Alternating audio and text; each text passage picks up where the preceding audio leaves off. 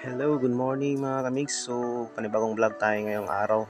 So, yata karon sa Pipe Lab para mag-culture sa atong green algae.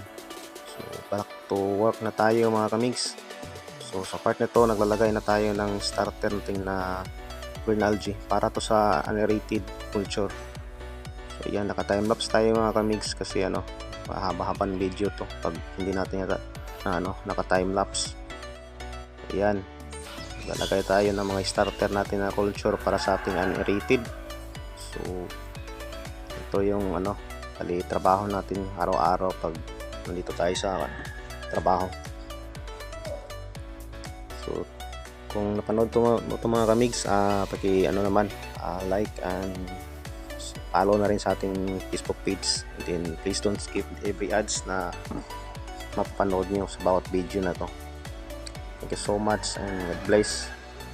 Yan, tapos na tayo mga kamigs ng maglagay ng starter. So next, naglalagay na tayo ng foil para maging cover niya, para maging takip niya, kasi dapat yung mga unaerated culture natin hindi siya pasukin ng mga mga animals. So diri nga part mga kamigs, start taog ka ng count.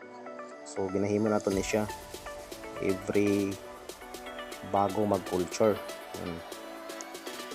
at din pagkatapos natin mag-culture.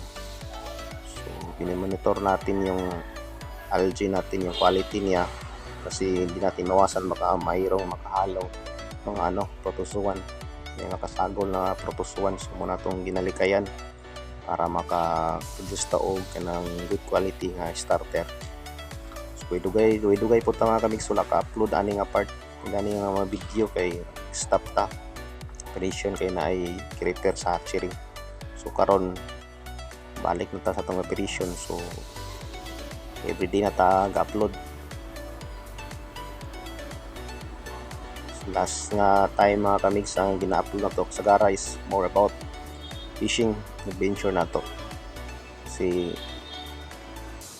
pag may time na medyo tayo pagod, so nagpi-fishing adventure din tayo, at least mayroong pang oral mo na rin. And then sa umaga ito, back to work. So yan, yung quality ng algae natin dito mga kamigs, dapat yung sinisecure talaga natin na maganda yung quality para maganda naman yung produce natin sa mass production area.